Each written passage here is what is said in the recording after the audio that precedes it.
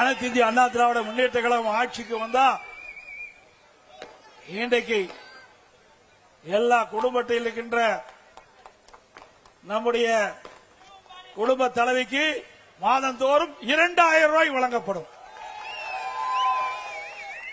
நம்முடைய மக்கள் இந்த ஆட்சியிலே படுகின்ற துன்பத்தை களைய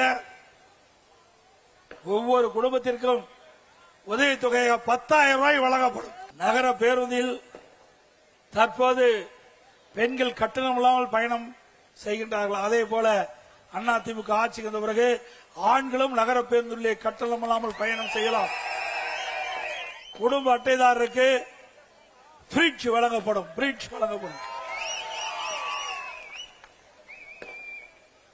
குடும்ப அட்டைதாரருக்கு அதிமுக ஆட்சி வந்தவுடனே விலையில்லா பருப்பு, விலையில்லா எண்ணெய் வழங்கப்படும். சமையல் எண்ணெய்.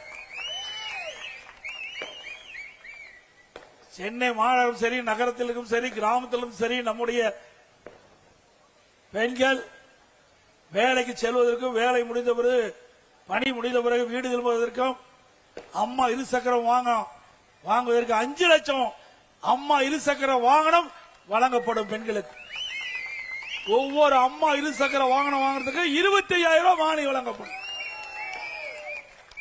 ஆட்டோ ஓட்டுகின்றவர்கள் ஆட்டோ சங்கத்தில் பதிவு செய்யப்பட்டு புதிய ஆட்டோ வாங்கினா 75,000 ரூபாய் மானியம் கொடுக்கப்படும். முதியோர் உதவித்தொகை உயர்த்தி வழங்கப்படும் 2,000 ரூபாயாக. இன்றைக்கு ஒவ்வொரு குடும்பத்திற்கும் அதிமுக ஆட்சி வந்த பிறகு 3 கேஸ் சிலிண்டர் மானியமாக வழங்கப்படும். நம்முடைய தாய்மார்களுக்கும் பெண்களுக்கும் தீபாவளி பண்டிகை சிறப்பாக கொண்டாடுவதற்கு அவர்களுக்கு பட்டு சேலை வழங்கப்படும். படித்த இளைஞர்கள் வேலை வாய்ப்பிலே பதிவு செய்யப்பட்டு பணி கிடைக்காமல் இருக்கின்ற நம்முடைய இளைஞர் சகோதரர்களுக்கு மாதந்தோறும் பட்டப்படிப்பு படித்தவர்களுக்கு 2,000 ரூபாய் வழங்கப்படும்.